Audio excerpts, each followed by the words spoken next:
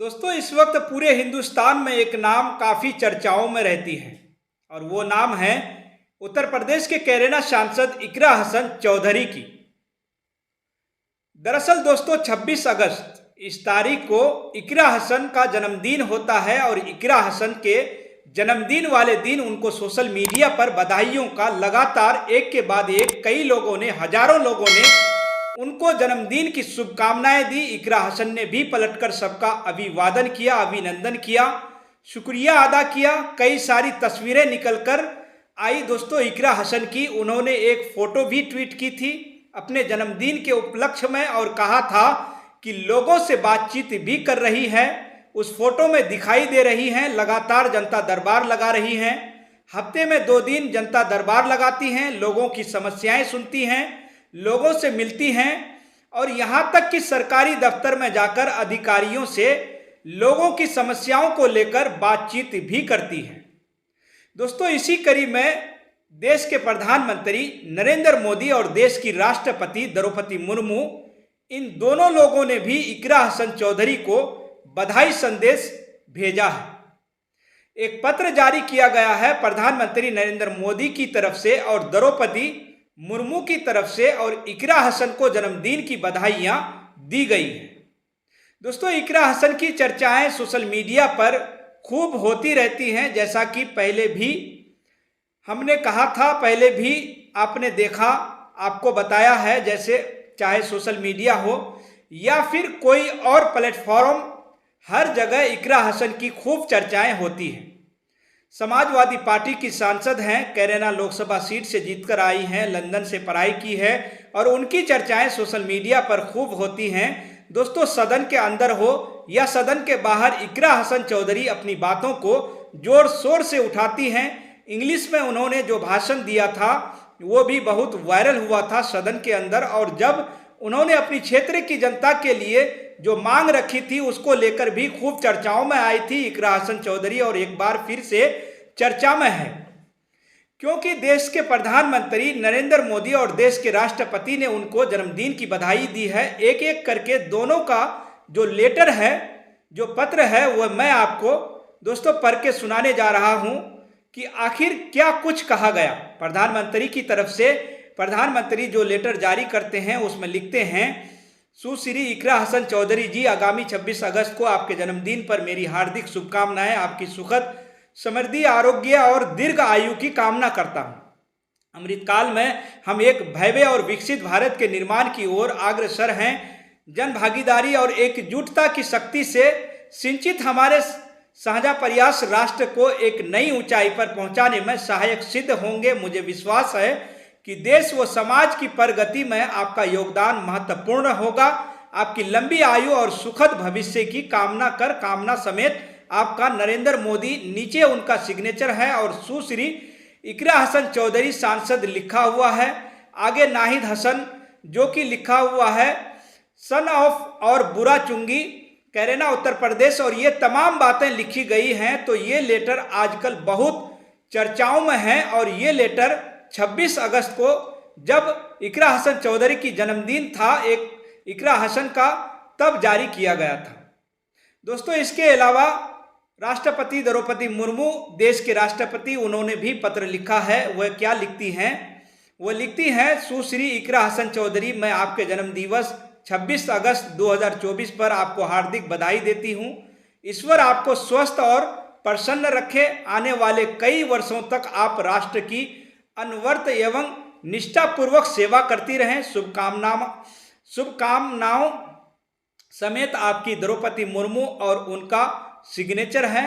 और नीचे वही लिखा हुआ है लोकसभा सदस्य, और जहां उनका कैरेना जो लोकसभा क्षेत्र है वहां का वो पता था लिखा हुआ है। तो फिलहाल ये तमाम बातें अब दोस्तों सोशल मीडिया में काफ़ी चल रही हैं कि देश के प्रधानमंत्री और देश के राष्ट्रपति इकरा हसन को चिट्ठी लिखकर उनको जन्मदिन की बधाई दे रहे हैं। इकरा हसन ने जब भाषण दिया तो उनकी भाषण की खूब चर्चाएं हो रही थी। सदन के अंदर हो, जब वो बोल रही थी तो तमाम लोग जो हैं, तमाम जो सांसद जो हैं, वो उनको चुपचाप शांति से सुनते हुए दिखाई दिए थे। यहाँ तक कि केंद्र में मंत्री, उन्होंने भी इकरा हसन चौधरी की तारीफ भी कर दी थी।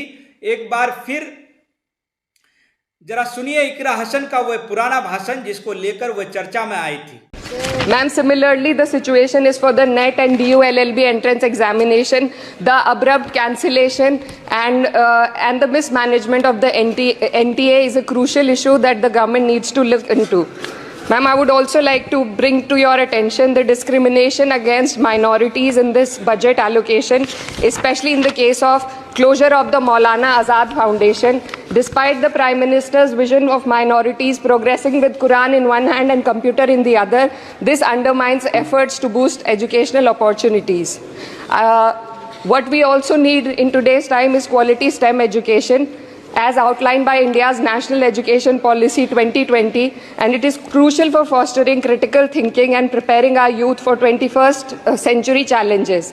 But ma'am, only 18.4% schools have functional computer labs, and there's a significant gender gap in STEM enrollment, with only 28% of females compared to 36% males. While the government now promotes Digital India, it would do well to take a leaf from the Samajwadi Party's government under Akhilesh Yadav ji, which began distributing free laptops to class 12 students in 2012, effectively combating computer illiteracy and bridging digital divide in rural Uttar Pradesh. Ma'am, पिछले 7 साल में देश भर में 70 paper leak हुए हैं, जिससे 2 करोड़ युवाओं की जिंदगी बर्बाद हुई है। नीट, नेट और अन्य ऐसे पेपर लीक से हमारे देश की परीक्षा कराने वाली संस्थानों की छवि पर गहरा धब्बा लगा है, और जिसके कारण देश के युवा का इस सरकार के निष्पक्ष परीक्षा कराने की क्षमता से भरोसा उठ चुका है।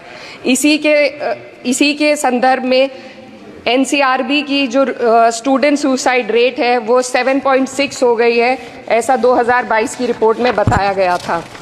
Ma'am, similarly, the situation is for the NET and DU LLB entrance examination. The abrupt cancellation and the mismanagement of the NTA is a crucial issue that the government needs to look into. Ma'am, I would also like to bring to your attention the discrimination against minorities in this budget allocation, especially in the case of closure of the Maulana Azad Foundation.